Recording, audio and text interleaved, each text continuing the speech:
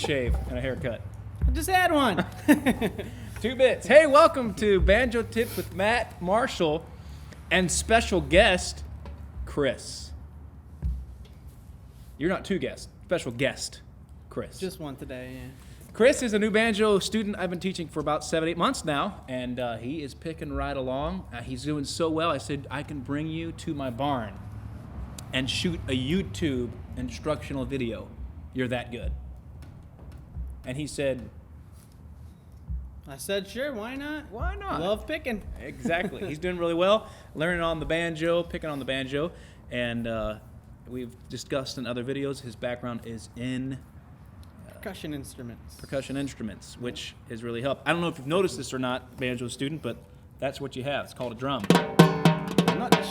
And it has that percussionary pop to it, and that's kind of what draws. It's so unique. It's such a unique sound that it draws people all the time to the banjo. Sometimes it scares them and shoos them off, but for most sane people, they enjoy it, you know. So I know why you tuned in here. You want to get some tips. Well, here's one of the tips. Here's a brand new student, 7 months along, and he's playing Cripple Creek with good timing, good rhythm, good attack. And I don't take any credit for that. I'll take a little bit. No, I take no credit because, number one, the Lord's given me any ability that I have. But number two, Chris here has put the time into it and has practiced. And here's a tip. He's taken the instructions from a teacher and put it into practice. It does work. I'm telling you, it works. And what's so beautiful about it is he drives over an hour to come and learn, and he doesn't waste the money, which is a smart thing. Definitely. So I want to talk to him a little bit about some other tips today. We talked about the roll, and you mentioned something else about your timing as well and how that helps. But I want to talk a little bit more about some of those licks and the attack that you have, because Chris is doing a good job at some of those hammer-ons, pull-offs, and slides and getting those. What helped you with that? Is there some tips that you could give new students today? I guess the number one tip would be patience. It takes a while to get it down to where it sounds good. Mm-hmm. Building that muscle memory, that comes up a lot anytime you look at any instructional, any teachers, they'll teach you muscle memory. And it's definitely a muscle memory that now sometimes I don't even think about it, but starting out, it was really difficult. It was really difficult to get the right action and get the right form. So keeping it slow, making sure I do it correctly until it feels more natural, then speeding up until it sounds good. Exactly. I've said it on the videos. I say it to my students all the time. If you can't play it slow, you can't play it fast. Definitely. Let's illustrate that.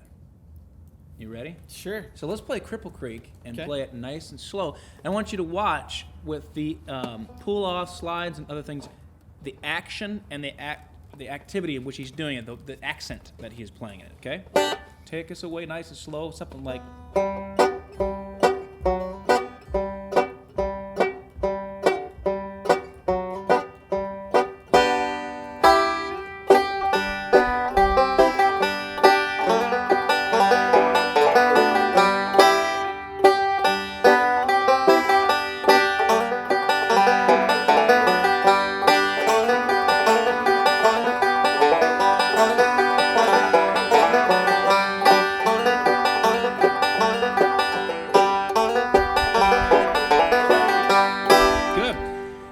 something about it, and I teach this as well. Notice that when he does the slide and the pull-offs, it's not just a throwaway, flashy way of embellishing a song, okay? And here's why. People get attracted to the banjo and how it sounds. And a lot of times people will kind of work on a slide or a pull-off, and it's...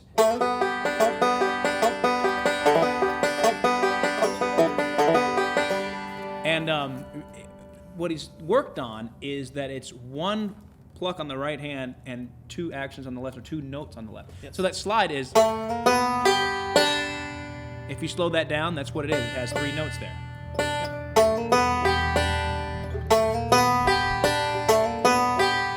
And that is also 2 notes. It's not, it's full value. And when you do it slowly like this, you can hear, and you should hear, because when you speed it up, that space is just, twice, 3 or 4 times as fast, but there's still that note in there. So.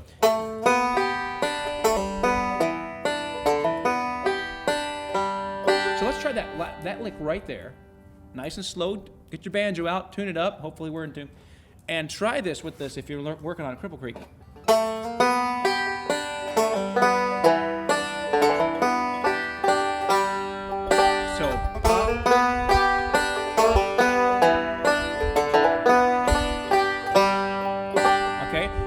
We're gonna have some fun here. We're gonna slowly speed it up. Okay, so something like this, I'll illustrate.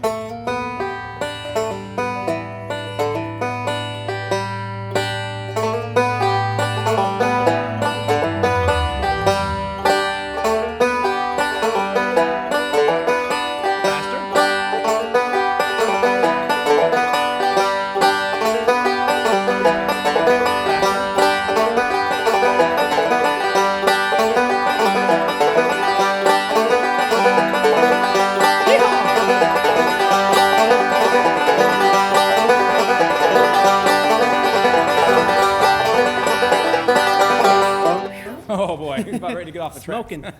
Yeah, so you see how that is.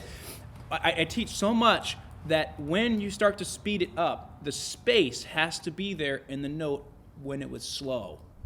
And all you're doing is speeding that space up. It's not that you're starting to fudge because you're going faster. You're sliding real fast and trying to make it sound fancy. Yep. So tip today with those licks, those pull-offs, those hammer-ons, those slides, take them slow. Give value to the note that is slid or hammered on or pulled off or pushed off. Give value to that and have it space, and then speed it up. You just have to be patient. There's really no other way. Patience is definitely a key. It is the key. So thanks for tuning in. Hopefully this will help you, and maybe this guy will be an inspiration to you, and maybe not. But I think he's been. Thanks for coming by.